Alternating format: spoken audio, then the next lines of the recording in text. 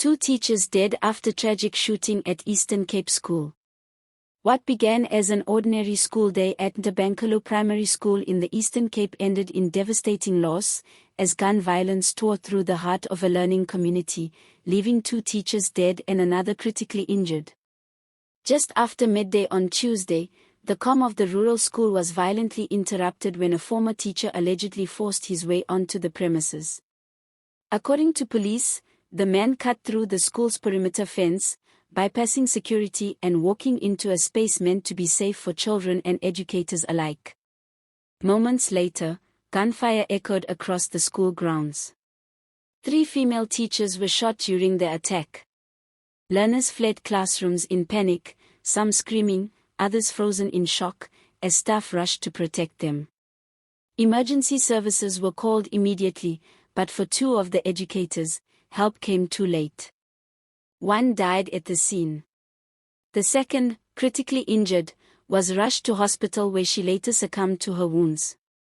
A third teacher remains in critical condition, fighting for her life. Eastern Cape Police spokesperson Brigadier Ntabankulu confirmed the details of the incident, describing it as a senseless act of violence that has left families and an entire community reeling. The suspect, a male former teacher at the school, died at the scene after turning the firearm on himself, Ntabankulu said. As investigators began piecing together what happened, troubling details about the suspect emerged. Police revealed that the man had been dismissed from Ntabankulu Primary School in 2023 following sexual assault charges. At the time of the shooting, he was out on bail. The revelation has intensified public outrage and grief, with many questioning how someone facing such serious charges was able to return to a school environment armed with a firearm.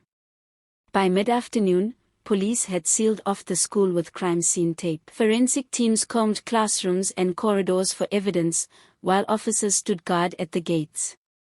Outside, parents waited anxiously, some openly weeping as they embraced their children, grateful they were alive, yet shaken by the violence that unfolded where they were meant to learn. Colleagues of the deceased teachers described them as dedicated educators who loved their work and their learners. Some had taught at the school for years, shaping young lives in a community where schools are often the center of hope and stability. South African Police Service confirmed that the case is being investigated as 2 counts of murder and 1 count of attempted murder, along with an inquest docket relating to the suspect's death. Investigators are also examining how the suspect obtained the firearm and the security measures in place at the school at the time. Acting Provincial Police Commissioner, Major General Thandiswa Kupiso, condemned the attack in the strongest terms and offered condolences to those affected. The SAPS wishes to extend condolences to the family, friends, and colleagues of the deceased educators, Kupiso said.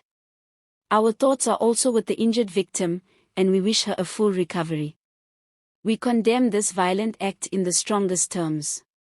The Department of Education is expected to deploy trauma counselors to support learners and staff, many of whom witnessed the chaos firsthand. For the children of Ntabankulu Primary, the memory of gunshots in their schoolyard is one that may take years to heal.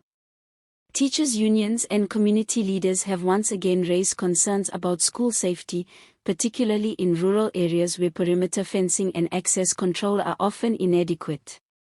The deaths of the 2 educators have reignited calls for stronger protection for teachers, who increasingly find themselves on the front lines of violence.